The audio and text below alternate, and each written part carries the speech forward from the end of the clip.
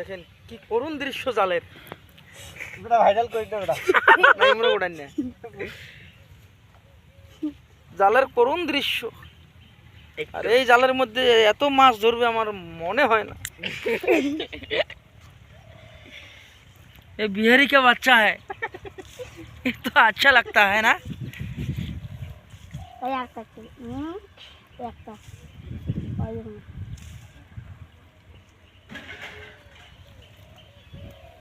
এই খাইলে মাছের জন্য ধরে দাও।